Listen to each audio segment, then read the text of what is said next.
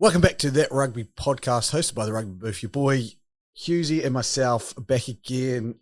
Look, an interesting weekend of rugby. Unfortunately, your dreams are over. Dreams are over for you, Hughesy.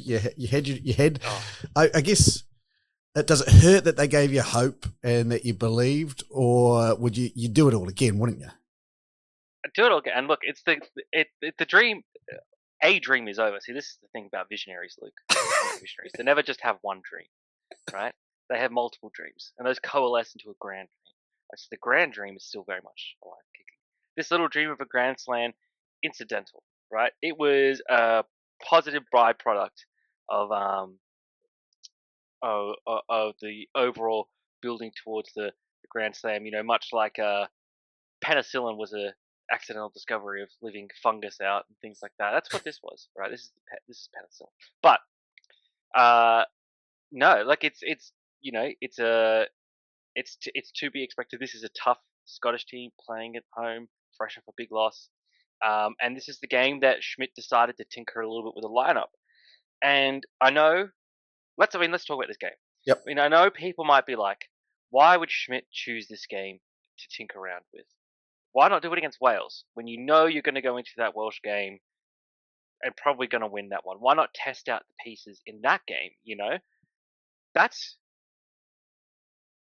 some people I can see the logic there, but it's a fallacy, right? It's a fallacy to do that because you don't know what you've really got in a player until you see how they handle adversity. You know, until you put them in the fire, right? You know, there's a Russian saying, right? The same water that softens the potato boils the egg, right? So some under pressure will firm up, will become solid for you. Others will become soft and squashable, right? And that's what you need to find out. You need to throw these players into the furnace and figure out what you've got in them. Are they worth sticking by? Noel Olacia, for example. He's a mixed bag, right, so far. Okay, let's make sure we keep him in this game, and let's see what we go when he's under some adversity, when all the pieces around him aren't necessarily firing as well as they could be. What's going to happen? What's going to happen when Superman Fraser McWright is not in the lineup, and we put Carlo Tizzano in there, a serviceable piece, but not making the same superhuman efforts that Fraser McWright makes? You know, let's put Harry Potter in there on debut. See what he can do. See how the rest of the backline responds to having a new winger in there. You know, we'll keep Taniela Tupou out, and we'll put Zane Nongo in there. Let's see what Zane Nongo and Isaac Kalia can do when they're under pressure a bit more. There were a couple of injuries, but I don't even really want to talk about them. But this is not the fullest strength Wallaby squad they could have fielded against the Scots, and that's what I believe Schmidt is thinking here. Is let's see what we've got in some of these other pieces that I'm not quite sold on. Let's put them in a difficult situation and see how the team as a whole responds. And I think he'll probably be a little disappointed in how the team responded, a bit uninspired, a few efforts. But now he knows more than what he knew before. He knows more than if he played some of these easy pieces against Wales and then put his full team in against Scotland. You know, Matt Fessler injury I think is a big one that is underrated. Jeremy Williams as well not being in the squad, who's become a pretty key piece for that Wallabies forward pack, the undersized lock. Suaalii going off with a suspected broken wrist, although now they're saying it might not be broken at all, which is great news. Obviously it doesn't help as well. So they've faced adversity, they're in a tough environment, they couldn't even practice the day before because of the snow. So they're under tough conditions, but they didn't fold under the pressure. They didn't do what they did against Argentina and let Scotland run riot over them. You know, their sole try was a creative bit of play from McDermott and Potter, which you love to see. You know, what's McDermott got to do to get a starting job? You know, but I think this Ireland game we might see some more changes as well. Why have you brought Tane, or what do you Kiwis call him? Tane? What you know? Tane. In North Harbour, Tane. Why bring Tane along on tour if you're not going to play him? Let's see him against Ireland. You know, I want to see him out there. You know, I mean, I would love to see him against the Scots because he would have felt right at home with his red hair and everything. He would have felt like it was a home game for him. But yeah, you know, why bring him on tour if you're not going to play him? So I suspect we'll see some more tinkering this game. I mean, certainly the centers are going to be messed around a bit because Karevi's unavailable from the red card and Suaalii's injured. So we're going to see something happen there. I suspect Hamish Stewart will get the call up. But yeah, I it is disappointing to think that there was a chance for a guy in Sam and we couldn't do it. Fine. The big goal is next year. It's the Lions, and the goal after that, it's the World Cup. So it is what it is. But the most important thing is that we've seen improvement over this tour. Setback in this game, but hey, that happens to everyone except the Springboks, I guess. Yeah, look, as you said, 7-3 at halftime as well. You were in with a shot, like it wasn't like this game fell away from you.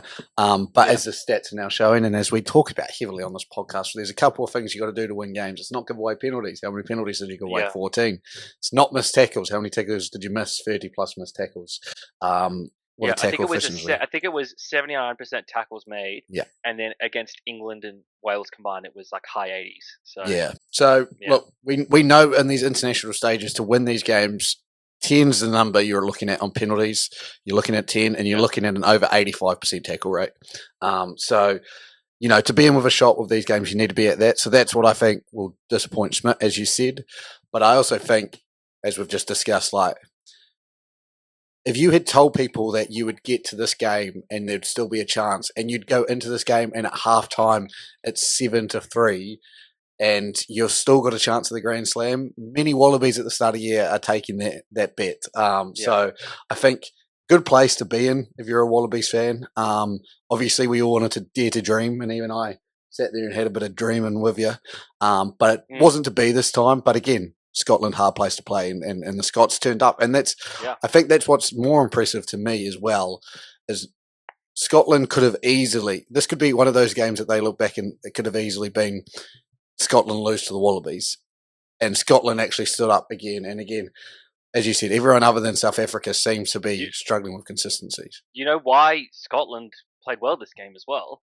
It's because they didn't wear their shit jerseys. They wore the actual Navy jerseys. Like, they wore their proper Scottish, dour, gloomy jerseys, and so they played to that strength. Like, it's so what you're saying, you're Scotland, is you should have worn your Aboriginal green jerseys and then force the Scots to wear their shitty blue jerseys, and you may have won the game. Is that what you? 100%. I like that. 100%. I like the thinking. Look, Joe Schmidt. You got to be thinking. Rugby is just one aspect of winning rugby. Rugby's only one part of it. There's so much more to it than that. Hit me up. I'm available for assistant coaching position. Out the box thinking coach. That's what you are. Exactly. Yeah. It's actually called a chief innovation officer now. What a term that is. I love that. Yeah. Look, that was probably one of the only competitive games other than France, Argentina, and even that 30-9 at half time to France, and then France hold on against the fast finishing Argentinians. Again, we're going to sit here and we're going to say this, well, those Argentinian fans out there, those Los Pumas fans, we're holding you to a standard that is now bigger than you are achieving it right now. Should have beaten Ireland the week before, had, again, a good opportunity to make a statement on the world stage. Tinkered with their squad a little bit, but still a very, very good Argentinian side. Beaten by France, and well beaten. And I'll give credit again, France at home, a very tough team to play, as we mentioned last time. 2021, and minus the World Cup loss against South Africa, with DuPont in the lineup, they've only lost one game at home. It's the same again. Thomas Ramos is turning into a world beater at 10. Look, it's again, they are poised well for a run into the Six Nations next year, France, and going forward with chances at another World Cup. Even, to be thinking 4 years out, 3 years out, that France is still building well. Look, they've got some issues with coaching and the culture within French rugby at the moment, but you can't deny the results they're getting in France. The next closest game, which you wouldn't have picked, was the All Blacks against Italy. All of a sudden, we thought there'd be a blowout. I certainly did. And Italy stuck in the fight and made one of the worst games I've watched all year, to be honest, which I don't like. There's only one team to blame for that, and that's the All Blacks. If I'm Italy, that's what I want to get out of this game, a 29-11 loss with a Tinar's try from Bowden Barrett at the end there, so pretty much 24-11 loss. You're going in there going, look, we've given everything we could to try and win this game. Obviously, the goal is to win, but they want to make it messy, and the All Blacks just weren't on fine form. To finish off the season. You look at where they were last year against New Zealand compared to now. That's a hell of an improvement, And our favourite Italian player, Ange Capuozzo, had a great game as well. So that's always nice to see. From what I've read in some of the highlights, it seemed very much New Zealand went into this game with a not as intense, perhaps, mindset as they've gone into the other tests. Even though I think it was more about celebrating TJ and Sam Kane than they really were. So, and they were sort of thinking that, we crushed Italy last year. This will be a pushover, and it wasn't.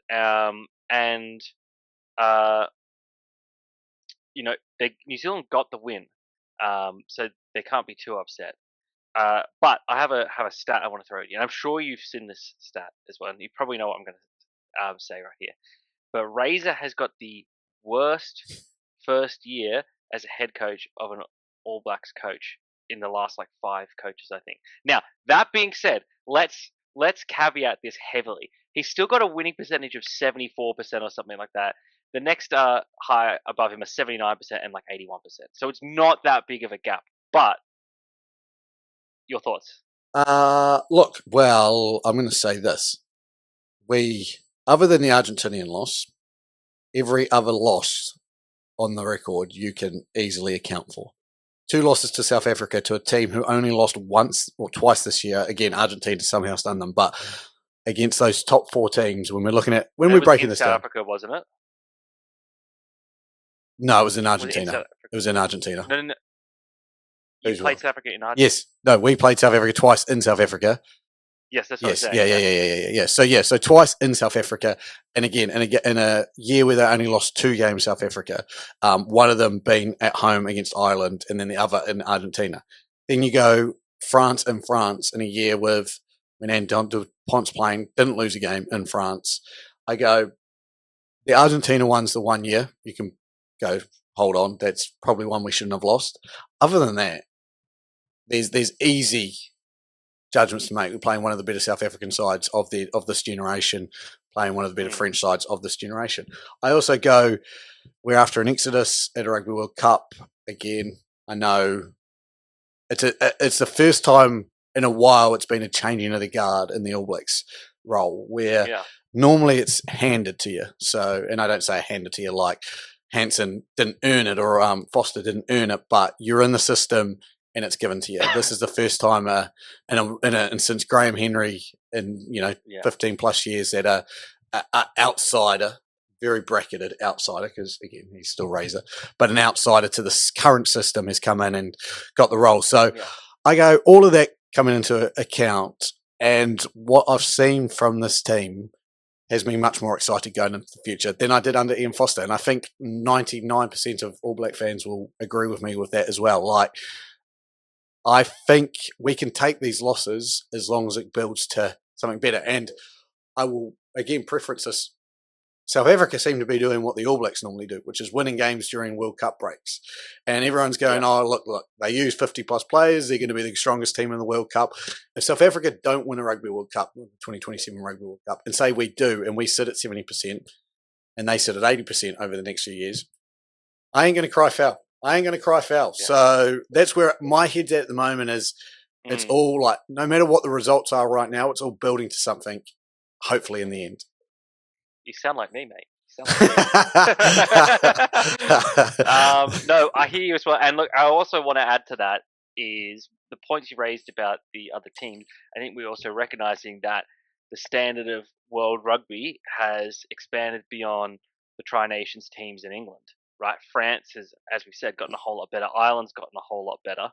Argentina's gotten a whole lot better. So you have to keep that in mind as well. Is that previously really there were 4 power nations in world rugby, as in the only 4 that have ever won a World Cup, right? And that was those were the 4 big teams. And Ireland and France were half a step back, Scotland and Wales were in the mix there sometime. Now it's bigger. It's bigger. France and Ireland are there as genuine competitors. Scotland is, instead of a step behind, they're a half step behind. Wales has gone backwards, but you've got Fiji and the likes also breathing down people's necks. Italy and Georgia continue to get better. World Rugby standard has just lifted, and so it's you have to be exceptional to be, or you have to be even more than exceptional. You have to be historic to be winning every single game. Then we've got, well, speaking of exceptional, Eddie Jones in England versus Japan. An exceptional loss for Japan in that it was close to the same scoreline as when they met earlier in the year. Look, and I've got this, but as a talking point later on, but let's discuss it now. Is this the start or the end of a sinking ship of Eddie Jones? Like, again, I know he's going to get his opportunity with Japan to sit in the seat. They're not going to get rid of him. They're not big fans of getting rid of coaches. But how long do we go on, and how long do we go? It was only a couple of years ago they pushed the All Blacks to a near defeat, and now Eddie Jones has come in, and they haven't, every tier one team, they haven't looked like winning a game. They concede 50+ points. I was there. I saw what I saw, and it wasn't fucking pretty if you're a Japanese supporter. I just don't, I don't like Eddie Jones' record at the moment from when he took over Australia to now. You just have to go, what the fuck is going? How's this man got a job? And he sits here and just says some of the dumbest shit. Like he came out and had Danny Cares come out in his book and had a go at Eddie Jones, saying like analysts were shaking in video sessions because they were scared they were going to get something wrong. And he went on a rant about how he's going to release a book called Caring About Care and how he was dead serious about it. And I'm just like, look, he's obviously a character. He's been a character in this game for a long time. We're open to more characters, and I all people to be characters, but there's got to be a point you got to do something. And it's like that fucking meme where you're like poking a stick and saying do something, because Eddie Jones for the past 2 years has done fucking absolutely nothing. Probably earned far too much to be doing absolutely nothing in a World Rugby stage. And if anything, he's taking Japan backwards. Like we sit there and everyone's talking about Warren Gatland again, another coach who's on the chopping block, and he's at least come out and said he deserves to be on the chopping block. Obviously, results are mattered, and he will be one to go if that's the right decision, and that's what they make. Wales haven't won a game in over 12 months now, and going to go a calendar year without winning a game. And I'm like, Japan are winning games against minnows. Like, if Wales really wanted to win the game, they would go against Portugal or whoever. Japan beat Tonga. They could do that, but I just go, at some point this rodeo, this circus show has to end for Eddie Jones, and I can't see it going. I see it going on long because I think the Japanese will give him a long leash, but I just go, what is going on? I'm just calculating his record. 3 and 4, 5, 4 and 7 this year. His 4 wins are against Uruguay, Samoa, USA, and Canada. The loss against England in June was 52-17. This one was 59-14, so almost a mirror image. Look, everyone loves a character, but there's certain points when characters have to retire. Even characters on The Simpsons retire. And that show's been going on for fucking ever. No, I agree with you there. Speaking of Wales, another loss, as you mentioned, to South Africa, 45-12. I'm surprised it was not more. But again, this Wales team, and that when you're saying 45-12, it's not a pretty scoreline. But hey, we've seen some shocking results. I mean, look, Wales, they're tough, but at the moment the standard is just not there. The quality is just not there. Yeah, and again, to the credit, they fought hard, but it was never going to happen. But the Springboks team lacked a little bit of polish. I think most Springboks fans will admit that. Like, it could have been 60 plus. They had their opportunities there, the Springboks. They just lacked a little bit of polish towards the end of like set moves and plays and stuff like that. But again, you finished the All Nation series with 3 wins. They went in. That was their goal. You look at this year and you go, other than 2 slip-ups, South Africa being by far the best team in the world, and deservedly so. So, yeah. And wrapped us up, Ireland beat Fiji in a pretty comprehensive fashion as well to kind of tee up a interesting week. We're going to go ahead to the final game, the final week with one game in it, which is Ireland versus Australia. Look, although there's no Grand Slam, there's still talking points because if you think about it, both teams now are 2-1 in this Automation Series. Both have lost one game. Ireland obviously against the All Blacks. Wallabies last week against Scotland. Ireland will be looking to go in, wrap up their season, finish second overall or second in world rankings. Australia looking to give Joe Schmidt some pride, beat obviously formerly coached Irish team, and finish off their season, and which will be I would say a great result for Australian rugby to beat Ireland again, the number 2 team in the world. We're talking like this is New Zealand or South Africa now. Like that's where the Irish are at the moment. So I guess your prediction for the game, what do you see happening? And maybe as you see it, you said you'd seen some tinkering. You obviously want Tane Edmed. Anyone else you want to see grace the field? Yeah, Tane needs to be in there for sure. Look, centers, because, that's going to be, Suaalii out, Karevi out. Probably going to see Stewart in there. I'd like to see Flickertail stay at 12 though, because I think that's his spot. Kellaway, I think, has actually probably been a bit disappointing by his standards this tour. I think he's had some good moments, but he's had some poor moments as well. I'd like to see Jorgensen get a start. I'd like to see McDermott get a start. As I said, Tane get a start. I think what we've seen from Mick Wright and Wilson is that is with Valentini, that's the dynamic back row combo. That's our back row. If we want to beat Ireland, that's the combination we've got to put in there. I'd like to see Tupou get another run, even just off the bench. I don't think he's a starting prop. I think he's a finishing prop. I think he's a bomb squad type prop. Because the game flow suits a bit better. Imagine trying to stop that on the goal line towards the end of the game when you've been on most of the game yourself. I think that suits him there well. McDermott to get a start. Like I'd like to see like a fresh halves pairing get the start and see what we do with that. But other than that, I wouldn't tinker too much else with it. Just depending on injuries, of course. Yeah, nice. Look, okay, so and now pushing you. What are you going to result? Obviously. Oh, it's Australia, obviously Australia. And if I was to push you for a scoreline, just push me for a scoreline. Okay, I'm going to do some market analytics research here, and do a prediction of the score. I'm going to say, let's see. Ireland defensively have given up nearly just about 20 points a game, at least since July. I'm going to say Wallabies 27. I'm going to say, actually, this is spicy. I'm going to say it's an inverse of the Scotland-Australia scrum. I'm going to say Wallabies 27, Ireland 13. Ooh, so about 14 points in it, you reckon? Yeah. I think just there's a couple of good tries go the Wallabies' way, and they hold the Irish out. Yeah, I think it's going to be similar to the Argentina game. I think Ireland defense is really good. I think it'll be low 20s scoring affairs. Again, same as the All Blacks. I think it was 22-13. The All Blacks beat them by. So I think if you're going to get a win, it'll be. I think coming into like the last 5 minutes, it'll be 20-17, very close, and then just someone will get a crazy try. Yeah, look, I can see that happening. I think we're looking at a 22-20 scoreline. If I was to be a betting man, I'm putting my money on Ireland. But as we've said, this whole... you're not a betting man, you're an Anzac. Autumn Nation Series, it's up the Anzac. So Aussie to win 22-19. I'm going to go. Yeah. Last minute penalty. The Argentina score, yeah. Last minute penalty by Tane to win the game.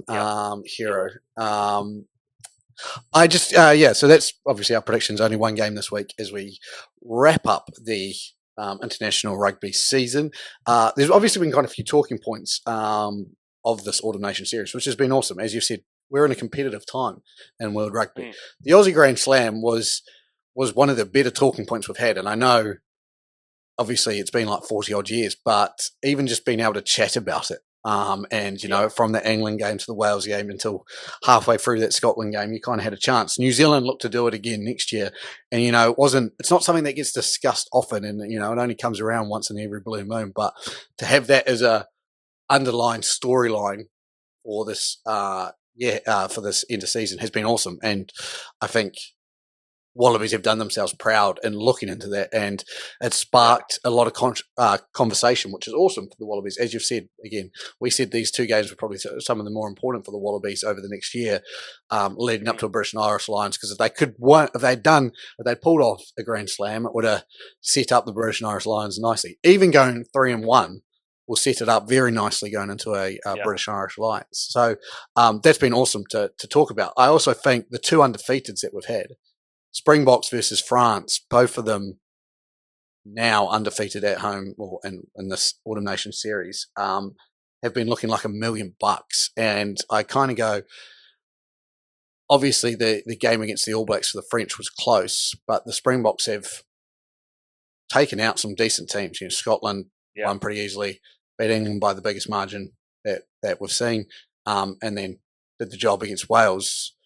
You kind of go, I would love to have seen one more matchup on both of those teams' cards, and I wish that they had put that on, because say we had a game France against South Africa now this week would be awesome, but they all have to go back to their clubs. Off they go. Obviously, your man, Joseph Suaalii, as well, has been a talking point, a very good one for that. How do you wrap up, I guess, now that his Autumn Nation series is over, his first taste of Wallabies colours and Wallabies journey? What do you make of it? Lower than I think the media hype after the first game has put him at, where he's, you know, the saviour of Australian rugby, but still about where I expected. You know, competent in attack, needs work in defence, especially, you know, years of rugby league will do that to you, will make you forget how to tackle. So he just needs to put in some fundamentals work this off season. And I've seen the Waratahs have been doing some combat sports training in the last couple of weeks. So as soon as he's healed up, get him onto that, get him doing the I saw him actually after the Wales game doing some tackling practice with someone else. So I know he's going to be working on that, but I think he just needs to seal that part of his game, and get that rocking a bit better, and then he'll be there. But yeah, as expected, as advertised, you know, worth the money, 100%. Yeah. And then I just thought as well, like we're sitting here, England have wrapped up their international season and they're 1-3 in the Autumn Nation series. But you look at it and you go, man, we could be talking about a very different English team and a lot of different headlines. You know, Borthwick's, a lot of people saying saved his job with that Japanese performance. I'm like, okay, well, that's a bit far. Again, lost to New Zealand by a missed drop goal, lost to the Wallabies by one runaway try. The Springboks had the opportunities to beat, which is becoming one of the more dominant Springbok teams. Just go there, you go, this England team had the potential to be 4-0. I was lucky enough to go to two of the games, the All Blacks game and the Japanese game, both sellouts, so 82,000 people making their way to Twickenham.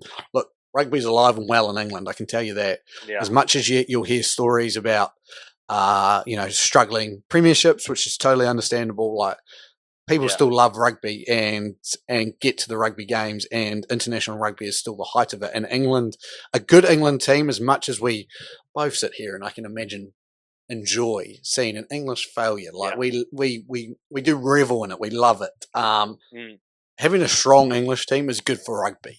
Obviously, you always want to beat them, but being able to beat a strong English team is really good for rugby. And I just kind of thought, I'll give my hats off. You know, it's not often we give our kudos to our English counterparts, but as much as they haven't won these games, they've given us some thrilling rugby and some very entertaining rugby, which is so unlike England and the English. Yeah. You know what I mean? Yeah, it was good. I think we've seen the ascension of Marcus Smith to being one of, if not the premier 10 in the world as well, which is, you know, exciting for the English to have. Totally. Next time we'll probably run through our grades on each team, and when I say each team, each nation and their years. We'll also touch base on the World Rugby Player of the Years awards that got announced. We're still one international game left. Tell me how that makes sense, but we'll talk about that in due course. So yeah, we'll give you our reactions on that. some grades for the teams and all the international teams. We've also obviously got Super Rugby squads have been announced. So maybe do a bit of a preview for Super Rugby before we finish off the year. But for now, that is us. One more game. Obviously, the Wallabies are looking to finish their season on a high. So we'll be back again next week to discuss how that game goes down and a few more bits and pieces. But other than that, thank you for joining us. I've been Luke. That has been Husey. This has been That Rugby Podcast. We'll see you next time. Goodbye. Peace.